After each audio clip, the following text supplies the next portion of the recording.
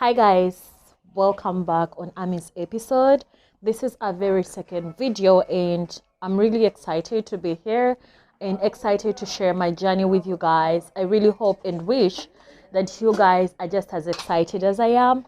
Please go onto your YouTube channel, your YouTube page, subscribe to Ami's episodes. Ami's episodes is AMI, the upper apostrophe S, then episodes, and you'll be able to see the name, subscribe, press your notification button so that every time I get to post a video, you'll be the first ones to see the video. So guys, on today's episode, it's going to be a little bit different because today I get to talk about myself.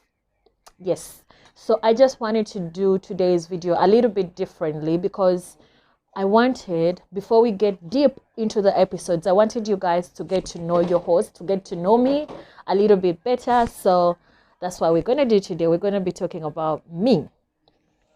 Before we get into the video, please guys, do not forget that Ami's episodes is proudly brought to you by Main Tours and Travels, the only legit travel agency you can trust to help you out with your visas, air tickets, anything and everything that you need when it gets to traveling. Main Tours and Travels is always going to be there for you.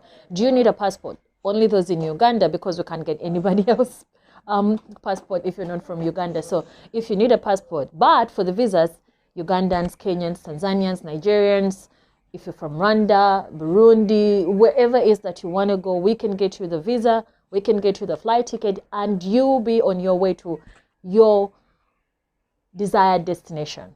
Getting back on today's video. So today's video is going to be a little bit emotional. I'm going to try not to be emotional, though that's my basis, but today we're going to talk about my life as a person and my differences, if I might call them that. So to start off, my name is Jamila. I'm originally from Uganda, born, raised, and at the moment I'm living, working in the UAE, specifically in Dubai. So apart from that, I really feel like this is hard because this is not something I've been able to share with a lot of people. If I'm being honest, I've only shared this with 2 people so far. I haven't even shared it with any of my family member, and it feels awkward because I feel like this is not something that you can just go on and talk about and tell people, you know, this and this and this and that, because first of all, I'm scared of being judged. That's one. Secondly, I'm scared of being treated differently, because that's one thing I really hate in life. I hate being looked at differently. I hate being pitied, to be quite honest. So I always tend not to tell people about stuff like that because I just do not like to be treated differently generally. But I have OCD. I've lived with OCD for all my life, and I only got to find out when I was 23. Yeah, but I've always noticed the differences in me as a person. I didn't know, not until I started working as a social worker, and that's how I got to know that I had the disorder. OCD is obsessive compulsive disorder, for those of you who don't know what it is. It brings about a lot of things, but I'm going to be talking about what it brings about in my life specifically, because there are different traits when I talk about OCD. For some people, OCD is so much based on cleanliness. They cannot stay in a dirty place. They're always worried about catching germs and stuff like that. Well, for me, I think the cleanliness comes in at a very low percentage. I'll be honest, very, very low percentage. I don't like staying in a dirty place, but that it doesn't bother me that much. But for me, I think the hardest thing that OCD has brought for me is negativity, and that negativity is always towards me personally. I always try to look for the positive in each in every person around me, not around me, people I know, people I don't know. I'm always trying to see the good in people. But when it comes to me personally, I always look for the negatives. Like, I never look at myself in the mirror. I'm like, oh, you really look pretty today. I always try and see what's on the low. Like, I can just stare at myself in the mirror. I'm like, I don't really like the shade of lipstick I'm wearing today. I don't like how these lashes look. I don't like how my hair's been plaited. So it's always the negatives. The negatives, they always outweigh the positives no matter what. And that has been the hardest part to live with. You know, always being objective to whatever you do, always second guessing, always doubting everything that you do. And that has really affected my life, my entire life, honestly, ever since. I cannot say that ever since I found out, but that's how I've been, like, for a very long time, truly. And so how did I find out? I started working at a center, and I remember I got so attached to this certain girl because I really saw myself, like a lot of myself in her, and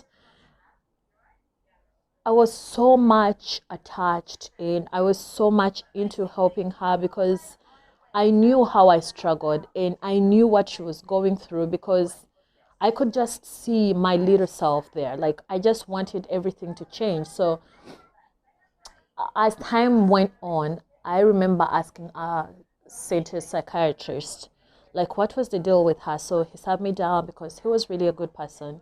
He sat me down and told me stuff about this girl. So I was pushed to open up to him. So I told him everything about me. I told him about, everything that I noticed was different. So he offered, like, he asked if I'll be okay having a psychological analysis. So I said yes, that would be a pleasure. I had my psychological analysis, and I remember the day I received my results. I opened the envelope and they were positive.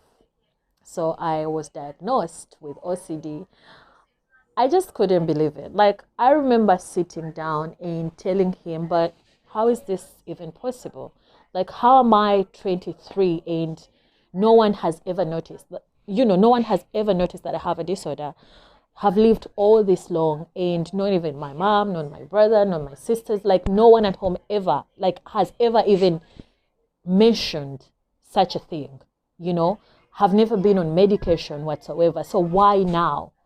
And I was just in denial for a very, very, very long time. I just couldn't believe it. And the situation just got worse each day that went by. I always thought of my results and everything I was doing. I just compared my behaviors to this person's behaviors, and everything just matched. So time came when I really had no other opportunity. I had no other option but to accept. And I accepted that I had a disorder. I started going in for therapy and I started my medication. So ever since then, life has been a little bit different, but the older you get, it gets worse.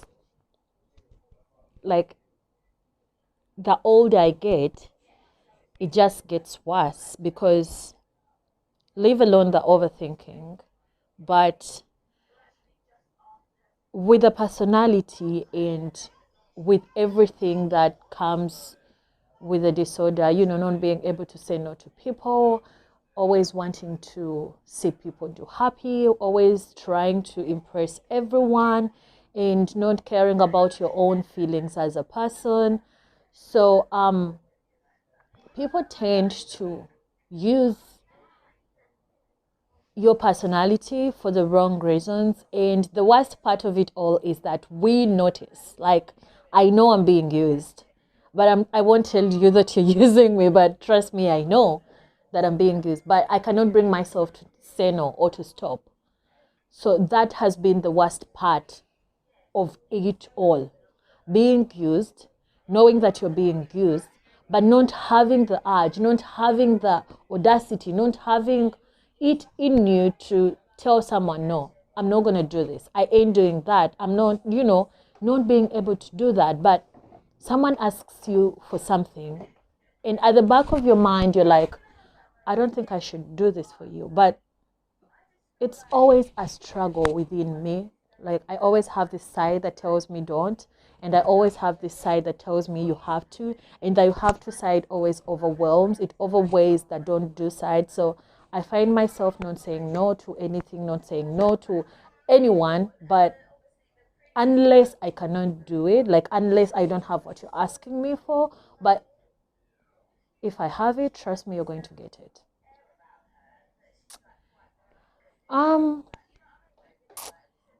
The other thing is, relationship-wise, it's a disaster. Like, it's a disaster, I'll be honest with you. I'm the kind of person who wakes in the morning and I'm like, I think I'm done with you. I swear to God, this is so freaking hard, but I'm the kind who wakes up in the morning and I'm like, I'm done with you. And then like 3 hours later, I really don't want to be done with you, but I cannot open up to you. And I'm like, I'm really sorry. I didn't mean what I said. I can just tell you I need time. And then like a few hours later, I don't need the time anymore. But since I asked you for the time, I am literally waiting for you to get back to me. But you can't get back to me because it's me who asked you for the time. So you're basically waiting for me to get back to you as I'm waiting for you to get back to me. I hope you really understand that. So it has been a struggle. And I just decided that every time I get into a relationship, I'm going to be open. I'm going to tell people, like, I have this issue, so that they get to know the person they're dealing with, and they get to know when I'm acting weird. At least they can just think, no, it's not her, it's, it's what's going on with her. And so far, it hasn't been successful, I would say. Like, I've only told 2 people, like I told you at the beginning of the video, I've only told 2 people. And the first person, it went on for some time. He really did understand. And the second time, it didn't happen. I don't think he understood why I told him I had a disorder. I don't think he understood why. Because when I asked for time, he also gave me the time. And we ended up breaking up, even when I really didn't want the relationship to end. But I mean, that's the highs of living with something. So I just wanted to be really open and tell people like what's going on, so that people don't really think I'm weird. Because someone has ever called me Zolo before, like, people don't understand when you're acting weird or when you're being you. But I can't control it as well. Like, that's just who I am. I can just wake up in the morning, I'm not mad, but I don't want to talk to anyone. I'm just looking at everyone like, I'm trying. And I stopped therapy, I stopped taking the medication as well, and I just decided to deal with the disorder. It hasn't been so easy for me because like I said, I second guess everything, and sometimes I second guess the most important things, and I lose the opportunities before I even decide on whether I'm going to do it or not. So the overthinking has also led to no good at all. But well, that's life. I guess that's life, and I just have to know that I'm gonna have to deal with this for the rest of my life. And I just really hope that whoever gets to watch the video gets to know why I act the way I act sometimes.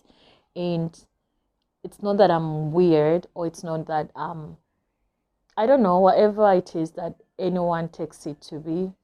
I just really hope they get to understand that when I get into my moody zone, it's not me. But I also try, because I can be sitting somewhere and I'm like, why am I really like this? Like, why am I treating people like this? Do I really have to be quiet? Because when you're quiet, people look at you differently. And someone who would have come and asked you for something, they won't even ask you for anything, because to them, you look mad when you're not really mad. You're just quiet. And I just hope people get to understand. And I also hope that those who take advantage of being a good person just stop taking advantage, because like I said, I notice and I know that I'm being taken advantage of, but I just cannot control it. So I really know, but I just hope people just stop, just stop. Because if someone just well, I just really hope you stop. Like, whoever does it, just stop. And like I said, that I'm not going to be emotional for this video, but I feel like the emotions are going to take over. So I think I'm going to stop.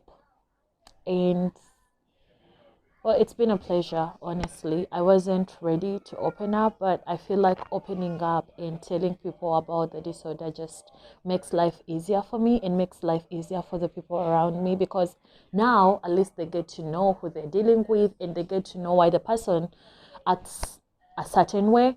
And I also I would appreciate so much if I don't get treated differently, because that's not what I want. I do not want the pity or anything like that. And yeah, that's it. So till next time, peace out.